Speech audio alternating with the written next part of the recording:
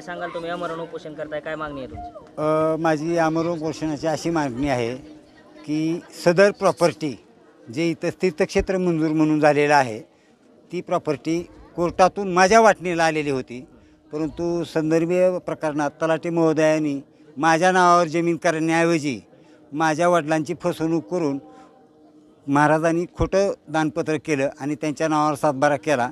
त्याच्या विरोधात मी त्यांच्याकडं 50 वेळा निवेदनं दिली की ह्याच्यावर 420 कारवाई करा। हे खोटं सातबारे त्यांनी लेटर पॅड छापलेलं आहे।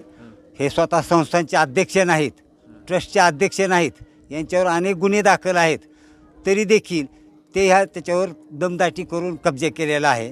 तो कब्जा काढून जमीन माझ्या ताब्यात देण्यात यावी। तुमच्या मागण्या मान्य नाही झाल्या तर पुढील भूमिका काय असेल?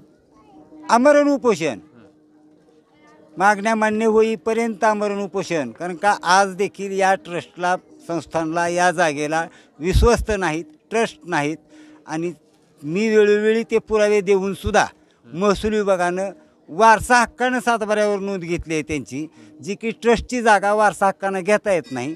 सरपंचाचं प्रमाणपत्र जोडलं, त्याला सरपंचांनी पोलीस स्टेशनला तक्रार दिलेली आहे की हे खोटं वारसा प्रमाणपत्र जोडलेलं आहे, म्हणून पोलीस स्टेशनला तक्रार दाखल केली। तर तहसीलदार साहेब म्हणले आम्ही वारसा हक्काच्या आधारे घेतलेलं नाही, आणि सातबाऱ्यावर पाहिलं तर वारसा हक्कानं नोंद घेतली। मग कुठल्याही संस्थाची जमिनी वारसा हक्कानं मिळत नसती, त्या संस्थांचे अध्यक्ष असतील त्यांना दिली जात असते। इथं वारसा हक्कानं नोंद कशी घेतली गेली? आणि वारस तर मी आहे माझ्या प्रॉपर्टीचा। मग प्रॉपर्टीचा वारस मी असताना कोर्टाच्या आदेशानं माझ्या नावावर होणं गरजेचं होतं। ते कोर्टाचे आदेश डावलून खोट्या दानपत्रा आधारे जमीन नावावर केली। जोपर्यंत सातबारा माझ्या नावावर होत नाही तोपर्यंत मी उपोषण सोडणार नाही। या